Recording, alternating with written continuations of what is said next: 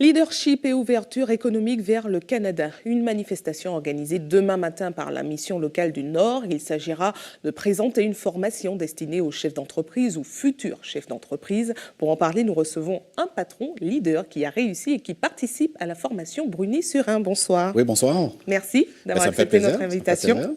Alors, la formation proposée permet de savoir comment devenir un bon leader. Il s'agit d'une formation sur plusieurs mois. Est-ce que vous pouvez nous dire en quelques mots comment devenir un bon leader?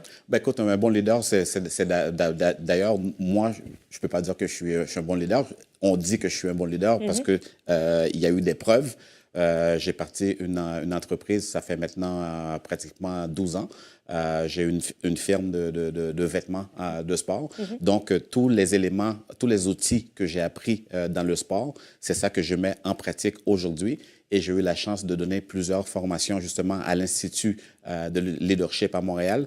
Il y a eu plusieurs jeunes de la mission locale de Martinique qui sont venus à Montréal, que j'ai eu la chance de leur parler, de partager mon parcours, de leur coacher. Et on encourage plus les jeunes encore à suivre ce programme parce qu'ils peuvent vraiment tirer de beaucoup de bénéfices. Alors, comment on reconnaît un bon leader?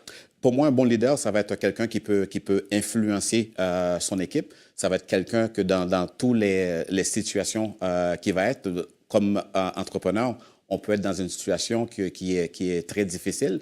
Si on arrive, par exemple, au boulot et on n'a pas confiance en soi, ça va transmettre un message négatif à l'équipe. Donc, un leader, c'est quelqu'un qui va trouver les solutions à n'importe quelle situation qu'on se trouve. C'est quelqu'un qui va faire passer son message pour arriver d'un point A à B et arriver à destination.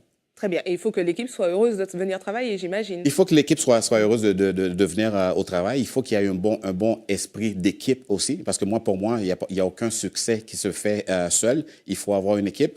Il y a des fois des gens qui vont dire « Ah ben, je peux pas retrouver les ressources. » Moi, je dis toujours aux gens, pour trouver les ressources, on peut les trouver. Il s'agit d'être très motivé. Il faut faire du réseautage.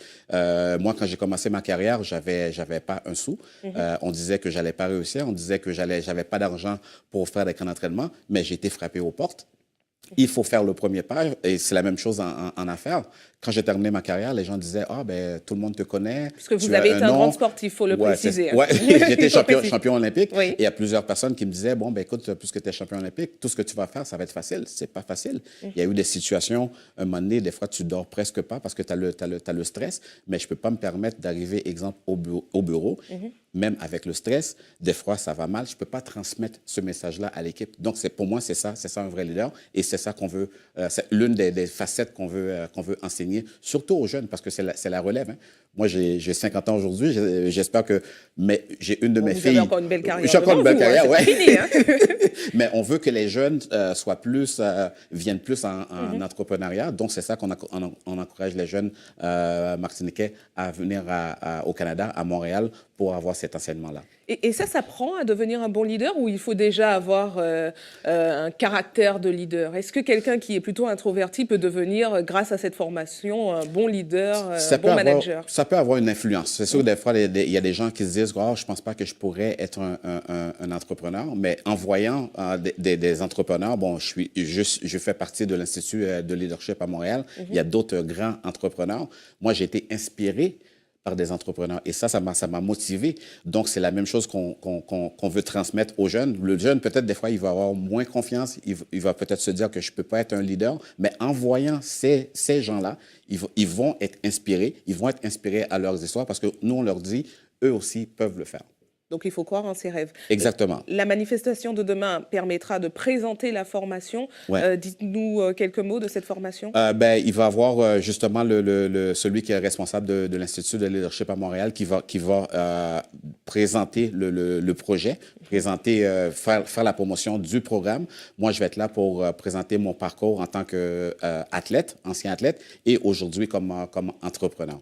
Et j'ajoute que cette manifestation est ouverte à tous. Est ouverte à tous à partir de 8h30 demain matin. Très bien, merci à vous d'avoir répondu à nos questions. Beaucoup. Et j'ajoute également que dans l'après-midi, 5 jeunes créateurs d'entreprises qui ont participé à la précédente formation recevront leur diplôme de certification en leadership et habilité de direction.